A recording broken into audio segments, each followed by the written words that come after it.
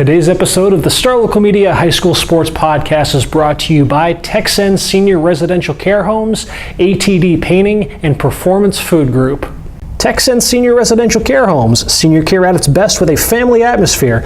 Obviously, if all seniors had the option, they would be living at home, but sometimes that isn't always possible. Well, guess what? That is where Texan Senior Residential Care Homes comes into the picture. Texan specializes in making its facilities as close to a home living experience as possible. I'm talking full living room, kitchen, dining room, cable TV, music, games, fireplace, you name it.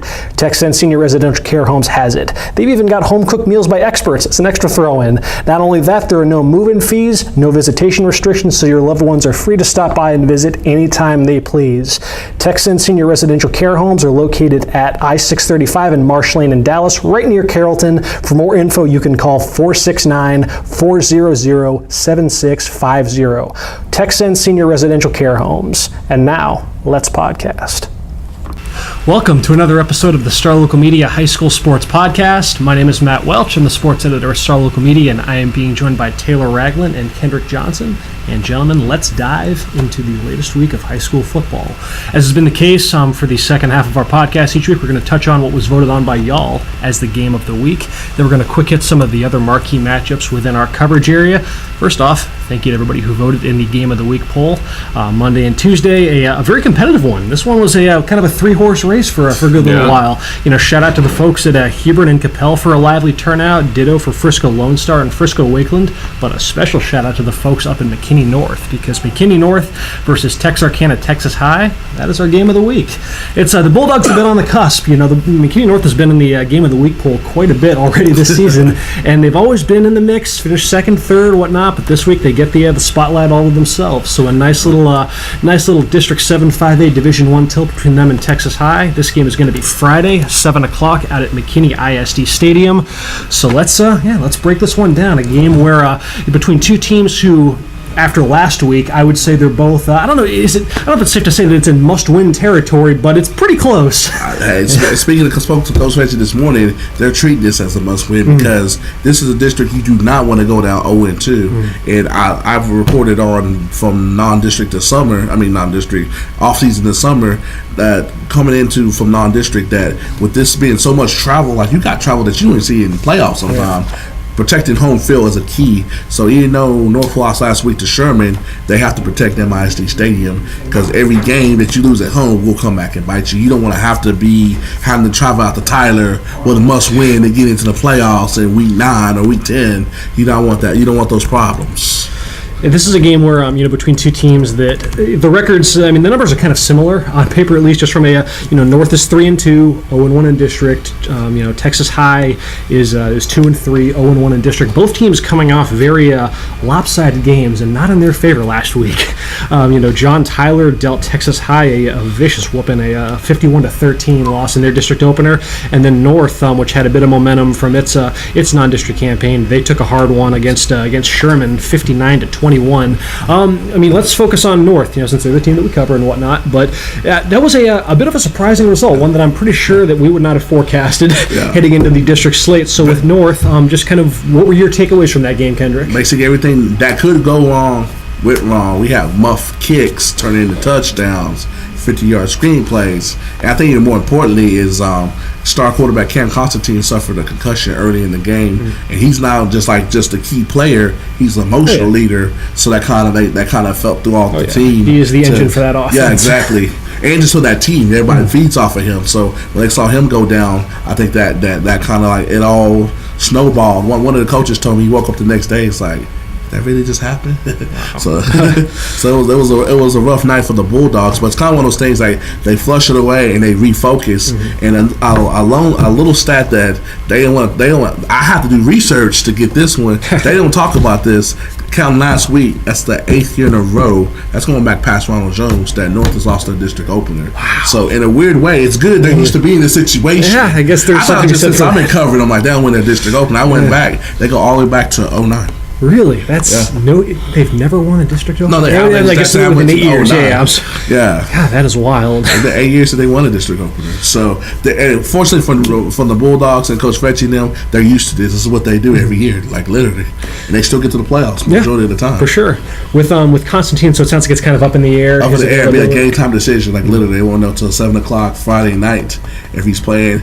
They have a capable backup in Dylan Markowitz, but the key for me is Markowitz is not as athletic as Cam, so we'll see what they do with the offense because they kind of got to shift it because the zone read is kind of nullified by that. Yeah, Markowitz more of a traditional pocket passer, whereas Cam 6'4", 210, has a rifle of an arm. He's a kid that get in the rhythm that can't pick you apart, but it'll be a lot different. He's getting all the reps this week, so we'll see. Yeah, and that could work to their advantage. The fact that it's not going to be a surprise to him that he's having to be thrust into action kind of on the fly. He is going to have that full week of practice to go through and just get acclimated to running the first team. Coach Fetchy and them credit, they've been giving him some series like Cam will just from simply running the ball 10 or 12 times will have a series where he'll take a break, and Markowitz has worked in the non-district almost at least 2 to 3 series a game, so he had a little time versus last week. It's it's your show, so he has experience. He's not the typical backup that's okay, what I do here. So, and I'm pretty sure he's somebody that's ready to thrive in that thing because he's been looking for opportunity. Well, they have the chance to game plan too, which is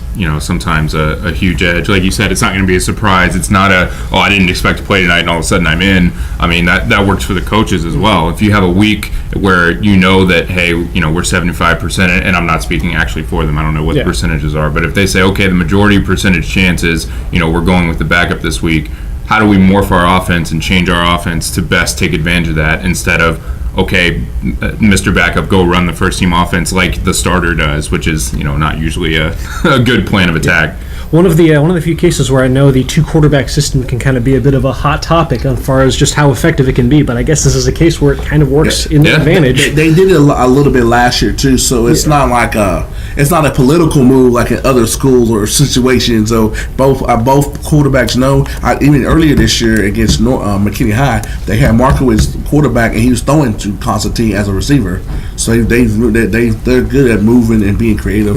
Shout out to Coach Harden. They have one of the most creative offenses I've seen.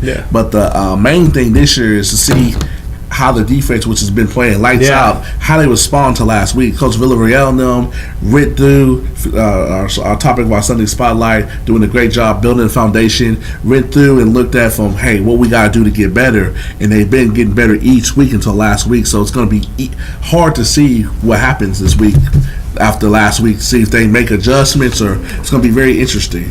You do wonder where that unit is at just mentally because, like you said, I mean, that the improvements that North had made were justified. I mean, you look at some of the numbers, I mean, them holding, Frisco Wakeland to 17 points, Rockwall Heath to 22, McKinney to 13. I mean, even Justin Northwest, which scored 31, which, I mean, that game in the past has been a game that's been decided up in the 40s and the 50s. And two key things is in the North game against Justin Northwest and the game against Rockwall Heath, the defense had to make stops to preserve the victory on the final drive. Something that was you saw people about to have heart attacks last year. This year, people feeling confident and they got the job done and sealed it with a turnover, a fumble in the Northwest game and an interception against. No, it was an interception both games. Interception against Northwest and an interception against Heath. That wouldn't happen last year. So definitely results. But nobody's seen them get popped in the mouth and respond. So that's why I'm interested. That's because, I mean, you look that's a question mark. It was a massive one because that Sherman performance really kind of came out of nowhere when you look at just what Sherman had done. That was the best game of the year. Like, I looked up, they hadn't had but 100-yard rusher. They almost had 3. They did, They had 95, they had a 115 and 116. And the crazy thing is, there was one guy at 16 carries, one guy at 15, and one guy at 14. So they were just spreading it around. I mean, 335 total yards on the ground allowed by McKinney North, 506 overall, and I mean, so it's just the question is, what is the real McKinney North defense? Is it the one that showed during non-district? Was it just the simple fact that this team just has a real tough go in the first game of district play, apparently? Or on the road? They may be so far. But a big help to the defense. I forget his first name, Chris. He was a sophomore all-district linebacker last year. He came back, and that's helping him out a lot. I think his name's Carson. Chris.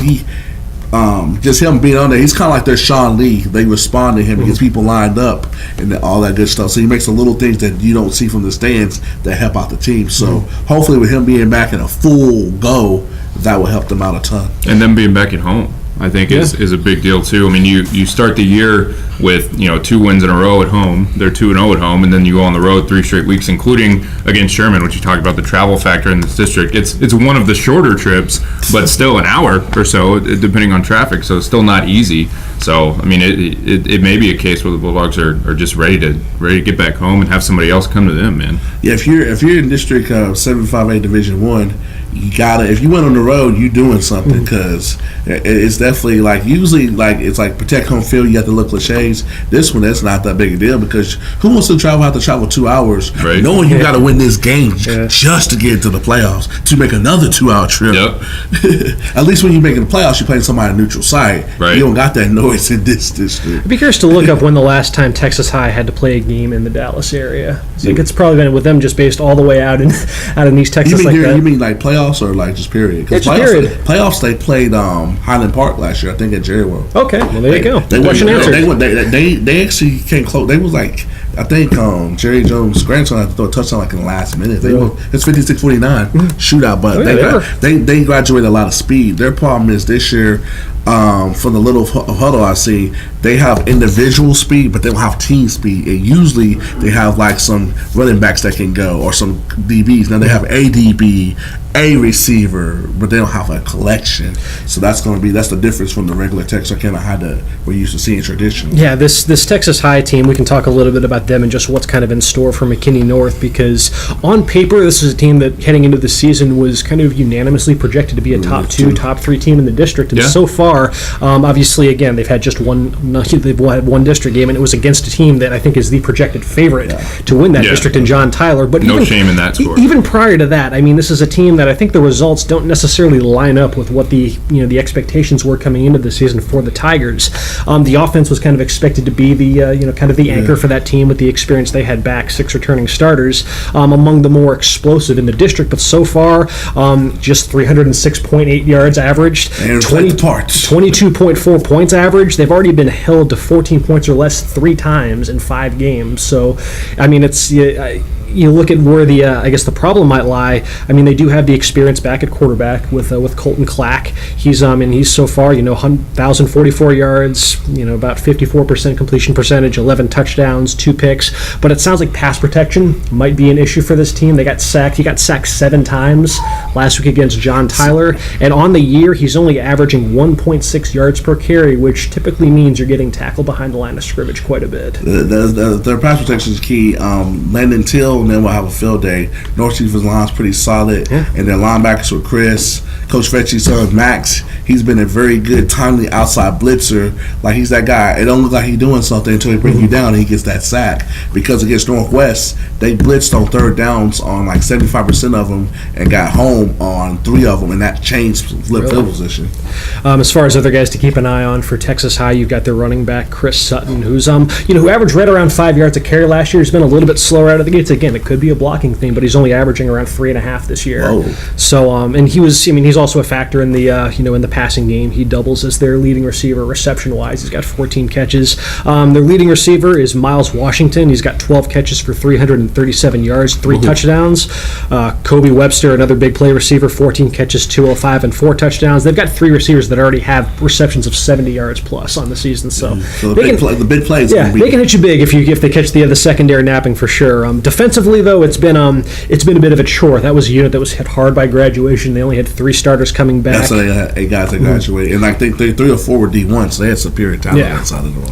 And heading into the season, their projected top receiver heading into the year was Chris Lyles, who averaged right around 10 yards a catch last year for them. I believe he had 30 catches, a little over 300 yards. But it sounds like he's being used exclusively in the secondary this season as a DB and on special teams for that matter. He's currently their leading tackler with 30 tackles, got a couple pass deflections, but so far though the numbers have not. I mean, you look at those, some of their scores so far. I mean, I mentioned 51-13 against John Tyler, and when they've lost hard this year. Yeah, there's no middle ground for them this season.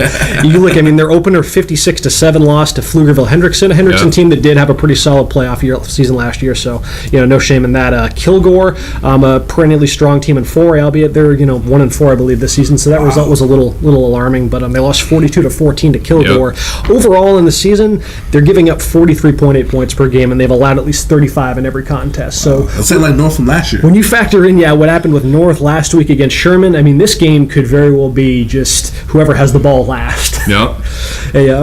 Now you wonder, maybe that's back in McKinney North's comfort zone. Yeah, the Cam Constantine injury is the key thing for me, because if they have their full system, I feel comfortable with them, but the I don't know factor is a big thing. It's a big thing. So let's that's a little bit of backstory on these two teams. So ultimately, guys, where do we fall in this one? Who are we picking? Silence. I'll go ahead and go first. That's fine. I believe I was the only person to take McKinney North in this one on the picket line. I think. Explain yourself. I'm kidding.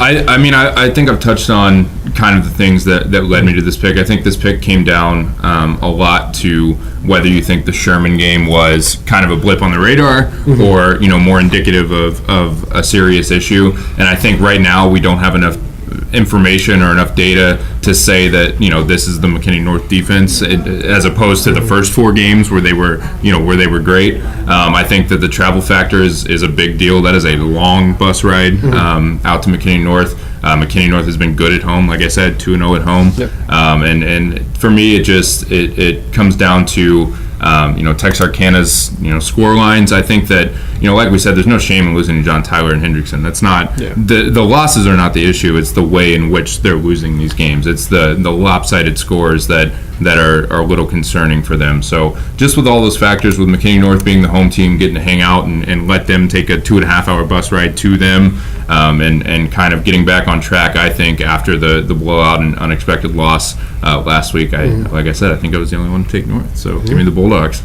I'm picking a close defeat for the Bulldogs for the simple reason of Cam Constantine's health. That's too many changes, I think, on offense. And it would be, in years past, they've had a Lamar Lucas, as you know, in the last couple years, who's the second all-time leading rusher in the school history. They don't have that bell cow. This is a game where if you had that bell cow, it's like, hey, you're that guy. We give you 25 times. Take us while our key quarterback is injured. They don't have that guy. Hunter Shea and Manny Fisher have done a good job, but they don't got that guy that can go get them 200 like they had with Lamar. And this is a game you need that guy. So that's why I think they're good. I got full confidence the defense will respond and not have a bad performance 2 weeks in a row, because what I've seen is like, I don't like these the guys. Where was he at? I coached a couple times, like, what was he at last year? So I have confidence, but I think it's going to be a low scoring, like a 23-20, really? 17-20 game. But they get the short end of the stick because they don't got that guy that can just take the load off Markowitz, because without the zone read, that's part of what makes North.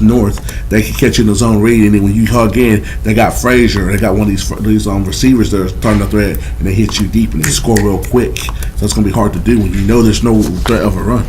This could be, and that's where I think a lot of the onus is going to fall on Hunter Shea to be that guy. As far, look at the numbers. Actually, him and Emmanuel Fincher, it's almost like a 50-50 split, and then both of them have, right around 5 yards per carry. So like they're both doing a good job, but they're just like they don't got that. Like Lamar Lucas, you knew you gonna get 150 regardless they playing Prosper, regardless they playing Carrollton Newman Smith. He was gonna deliver, but like I said, this is the second all-time leading rusher in the program, so it's not fair to compare them to this guy.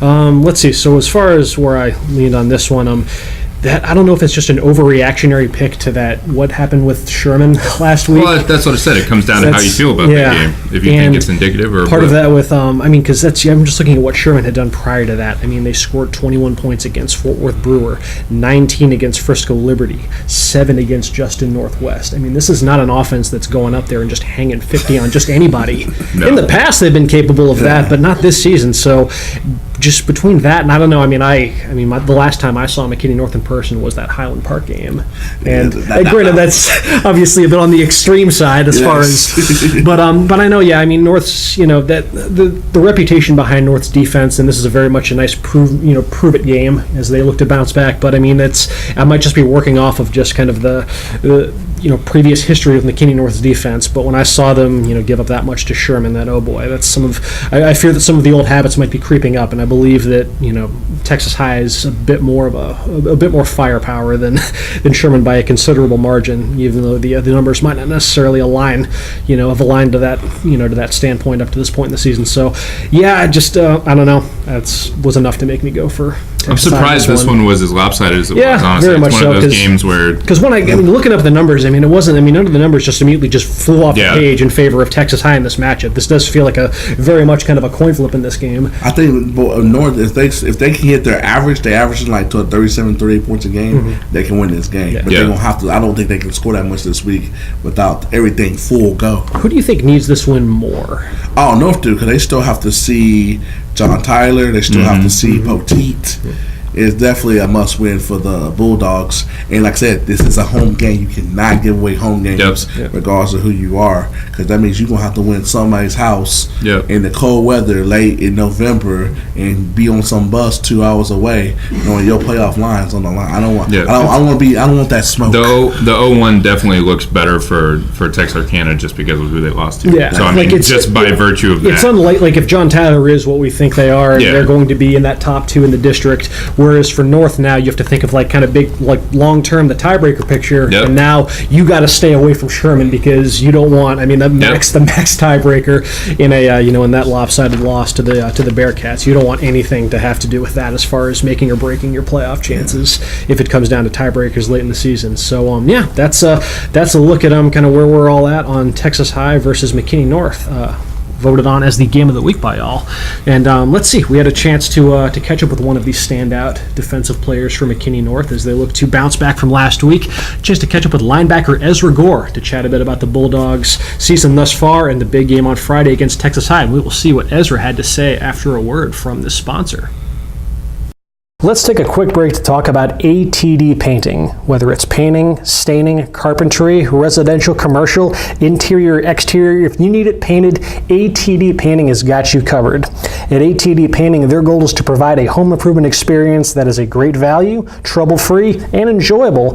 And painting is really just kind of scratching the surface as to what these appointments entail. For ATD Painting's interior projects, things like painting, wall repair, ceiling repair, they'll make sure that your floors and furniture are protected and that everything is all cleaned up afterwards. For exterior projects, not only will they do the painting, but they will hand scrape loose paint, reattach loose boards, recalc windows or doors, plus much more. Not only that, if you visit their website right now, atdpainting.com, you can find a coupon for $200 off a complete exterior purchase. Once again, ATD Painting. They've got 4 locations in the Metroplex, including in Plano and Louisville. For more information, call 972-694-8888 or visit atdpainting.com. That is ATD Painting. Check it out to see just how affordable professional painting can be. And now, let's get back to the podcast.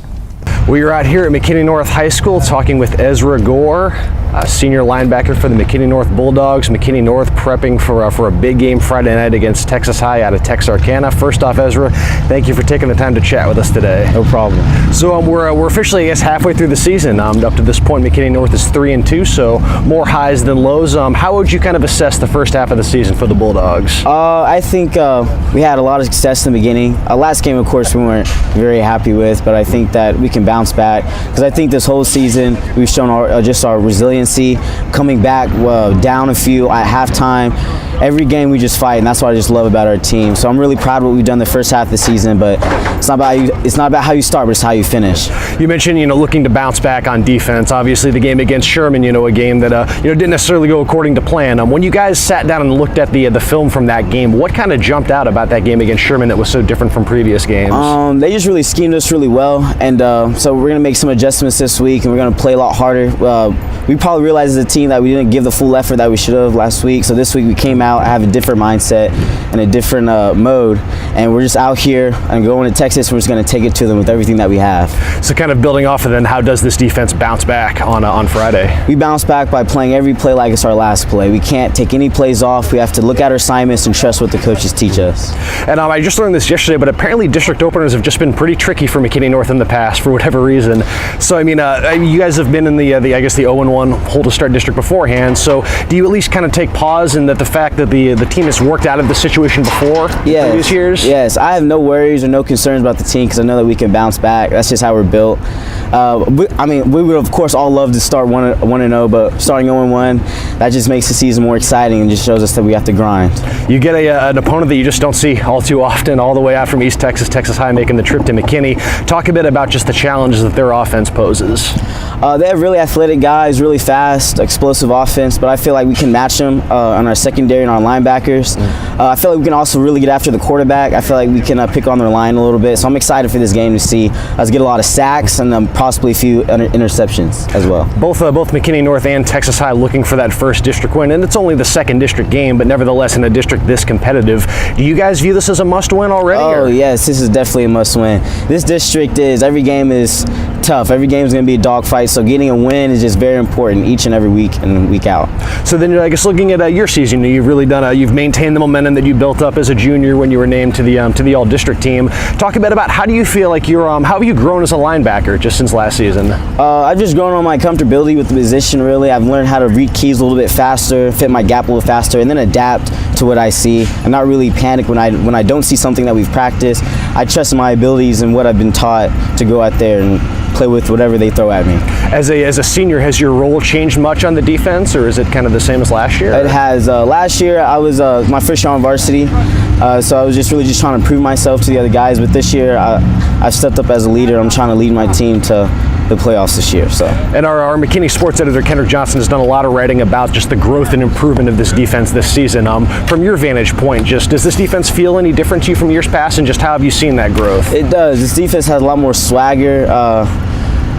In total, our team attitude is very together. We're a very together team. It's a true brotherhood out there, and we just give a lot of effort, and we're just really resilient, and we never give up. And that's what's most different about this defense. So then, lastly, before I let you go, with all that being said, what is it going to take on the defensive side, at least, to get the job done on Friday against Texas High? It's going to take playing fast. It's going to take reading our keys right and just trusting our different calls and just executing our calls. Awesome, and that'll just about do it. This is Ezra Gore, senior linebacker for McKinney North. Once again, the Bulldogs, they host Texas High, 7 o'clock Friday out at McKinney ISD Stadium. Should be a fun one. It was voted our game of the week, so hey, there you go. Yes, sir. Ezra, best of luck to you guys, and thank you for taking time to chat with us.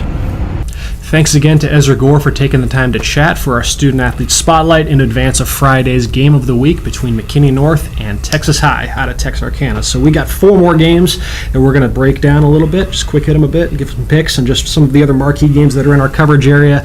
Let's go out to Hebron for a game that could, I think at the start of the year, this was perceived as the District 668 championship bout, and we'll see if that remains the case, but sure enough, we get 2 of the better teams in that district going down. 7 o'clock Friday, Coppell, Hebron. It's at the Woodshed, or is it? It's at the Woodshed. Yep. I'm one like to tend to favor home teams, but I'm favoring Coppell because I think they're basically going to have a game plan to not let Bridges beat them. Because Trajan Bridges, haven't seen that guy play. Special guy. We're playing Norman on Saturdays next year, and he makes 1 or 2 plays. It's like, did he just do that? But I think they're going to try to limit that and make somebody else beat them, and I don't think that's going to occur. Yeah, Coppell's coming off. I think a lot of the momentum was on Coppell's side coming into this matchup, but then last week they scraped by Irving MacArthur in a matchup. It's a weird one, man. Really kind of just, you look at the score, you look at just how it materialized. They had to rally in the 4th quarter, and against I don't know if it was just a simple case of maybe overlooking them a little. Yeah, overlooking a little bit, maybe looking ahead to Hebron and whatnot with as much as could be on the line Friday. I'm kind of banking on that being the case. I ended up going with Coppell as well. Trajan Bridges, one of the best receivers in the Metroplex, but Coppell has one of the best DBs in Jonathan McGill, and one of the few secondaries that I think has a player capable of. I don't know if you can totally shut down a player to the shadow and slow him down. Yeah, just to contain him a bit more than most defenses can. Exactly. And I think that's there's no shutting down Trajan Bridges. I think that's enough to make the difference, so that's why I rolled with Coppell in this one. As far as the overall results, though, this was again, Taylor. That was a loner again, man. Taylor going lone wolf. Hebron at the Woodshed, man. Taking it. Yeah, which again, this feels like it should be a bit closer than a 5-1 margin in favor of Coppell, but that's what the picket line says. So who are we to disagree with that? We shall see. Me, apparently. We shall see. Let's talk about the game that the game that you're going to be at, Taylor, on Friday. Out at District 7-5A Division II, Friday 7 p.m. at Falcon Stadium out in Lake Dallas. Yep. Lake Dallas hosting Denison, a Denison team that's coming off a pretty impressive victory over Princeton, a team that Lake Dallas, you actually saw Lake Dallas have to rally from behind in the first half to defeat. So where do you lean on this one, Taylor? This is the game that you're going to be at. So I think the Denison-Princeton game is certainly interesting because those are the two teams that I had, battling for fourth place in that district coming into the season. And I think that Denison's win, while impressive, I don't think it diminishes, Lake Dallas's 39-31 win, because I think the Lake Dallas win over Princeton, one, it was weather impacted, which is, it was an hour and a half delay at least. The Lake Dallas defense didn't play up to the standards that it's established for itself this year. And Lake Dallas is coming off a bye as well, so they've had a week to, 2 weeks, I guess, obviously, to iron out some of those defensive miscues and missteps and kind of get on the same page. Ryan Depperschmidt, pretty much every week except for against Frisco Reedy, which is, kind of Lake Dallas's biggest test thus far has been Ryan Depperschmidt and has been fine. And I think that Lake Dallas is a better football team. I think coming off the bye, they're going to, figure the defensive issues out. I think that Denison is probably trending toward being that fourth team in that district behind Lake Dallas, Lovejoy, and Frisco Reedy. Yeah. But I think that, at home, Lake Dallas hasn't won at home yet this year. With the defense having some time to figure some stuff out, I think Lake Dallas will take it over Denison. I think the bye week is very crucial, especially when preparing for a team like Denison, which just from a sheer tempo standpoint is much faster than anything that Lake Dallas has seen up to that point. I think that's the kind of style that you need a little bit of advanced time to prep for, so I do think that pays off and that Lake Dallas is able to get the win over Denison. As far as where the picket line landed on this one, this was a 3-3 split. Dead split. I love 3-3 splits. I love dissension on the picket line. Taylor, you and I, along with Kendrick, hey, what do you know? Lake Dallas fan club right here. we decided to side with the Falcons. Devin, Justin, Brian picking Denison, so we shall see. Something's got to give. Let's see. Let's shift gears to a Frisco ISD showdown. Frisco Lone Star. More interesting than I thought it would be. Frisco Wakeland, very much so. 7 p.m. Friday out at the Star. Another matchup where, last week's results might have thrown us a little bit off the scent on this one, as Lone Star needed everything that they could to scrape by Little Elm. 10-7, the second straight game that Lone Stars played decided by a 10-7 score. And that's why I'm going with the Wolverines. This weekend they get shot. They're going to get brought down. Was there anything specific that kind of led you to that reasoning? Because obviously, picking Lone Star to lose a district game is it's been a hot minute since that's happened. Wakeland's been poisoned. Wakeland's team has gotten better. They had a good game against North. They went back and forth defensive fair, and they just slowly but surely are building and plugging the pieces in, and people getting experience. And this is kind of like they're looking at this as a measuring stick game, so they're going to come in with that extra intensity. Taylor, where'd you land on this one? I took Lone Star. I think that, the 10-7 scores, they scare you a little bit when you're trying to pick games for Lone Star, but for me, not enough to come off taking them to win. Only when you try to pick games for Lone Star. Because I think Lone Star, we talk about this, I feel like, pretty much every week with certain teams. They're just one of the teams that you don't really go against unless you have a very definitive reason to do so, and I think their defense is for real. I think Wakeland's going to struggle to score points on their defense to the point where, obviously, the last couple of weeks, the offense hasn't had to even do much. So I think, until further notice, Lone Star's still one of those teams that I'm going to take, especially in district play. So I went with Lone Star. Let's see, in the picket line, let's see, where did we favor? I think Kendrick was the loner on this one. Kendrick, you and Lone Wolf. It was your turn. Quite a few Lone Wolves on this round table right now. I'm 3-1 on Lone Wolf so far this year. There you go. So Kendrick, you took Wakeland. The other 5 of us took Lone Star to remain undefeated in district play. We shall see. Should be a fun one. Let's see. So let's round this out with a look at, a matchup out in District 11-6A. North Mesquite, an impressive North Mesquite team. Off to a nice little start under first-year head coach Tim Cedar. They got a nice test, though. They welcome Tyler Lee. And this game is Friday, 7:30 out at Mesquite Memorial Stadium. Much like Lake Dallas, North has had a couple weeks to prep for this one, prepping for their district opener. They're off to a 2-1 start. Tyler Lee, was a little bit up and down in non-district, but looked a little bit better in getting a 42-31 victory over Rockwall Heath to begin its district campaign. Kendrick, where'd you land on this one? I got Tyler Lee. Just too much speed for the Stallions, and I think they're playmakers are going to be get them to prevail, especially if it ends up being a shootout. I don't think North Mesquite have enough firepower. Yeah, just kind of trusting in what, Tyler Lee's resume to this point versus North Mesquite's was the tiebreaker for me. And Taylor, I imagine you were kind of the same logic there. Yep. So, I took Tyler Lee. I think that it's another case where you look at the records and you look at the showing against John Tyler and you kind of have to throw that one out. And it's just that I think that, like you said, Tyler Lee's kind of record to this point and just kind of what we know about them and kind of expectations. A lot of times, picking games with teams that we don't cover necessarily, it comes down to what were kind of our first blush expectations for teams and the teams that we think they're going to be, instead of being very granular. And I think that all of us kind of lean Tyler Lee because of that. Yeah, I mean, with North Mesquite, wins over Arlington, Sam Houston, Fort Worth, Pascal, just a little bit. It's definitely a step up in competition Friday against Tyler Lee. So hey, we'll see. Maybe they are for real. So we shall see. But nevertheless, the picket line was in favor of Tyler Lee in this one by a margin of a 6-0 sweep. So there you go.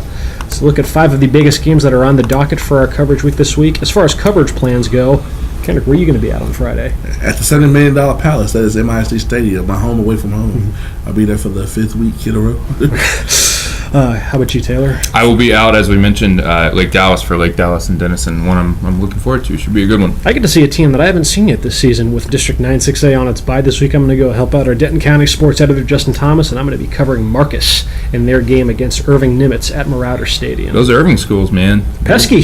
They're creeping up. Yeah, so we shall see. And that's a quick look at just a nice preview in advance of some of the big games for week 6 of the Texas high school football season. Together like a third of the way through, but we got a lot of football left to talk. So nevertheless, that has been it for this edition of the Star Local Media High School Sports Podcast.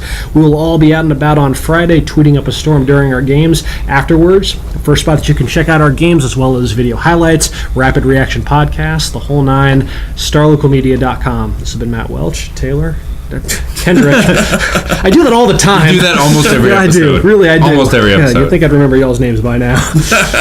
Kendrick, Taylor, I appreciate y'all for swinging by. Folks, you enjoy the rest of your week, and we will talk to y'all later. Thanks for checking out this edition of the Star Local Media High School Sports Podcast, brought to you by Performance Food Group. Performance Food Group delivers more than 150,000 food and related products to customers all across the country. If you want to get in on that process, PFG just might have a spot for you. Their McKinney office is currently hiring. Job openings include Class A CDL drivers and warehouse order selectors, as well as many other entry and part-time positions. An ideal choice for college students or people just wanting to find new careers in general. For more information, you can visit their website at pfgc.com/careers for more job openings. If you prefer to contact them by phone, you can call at 214-491-3130 for more details. Once again, that is Performance Food Group, located in McKinney at 500 Metro Park Drive.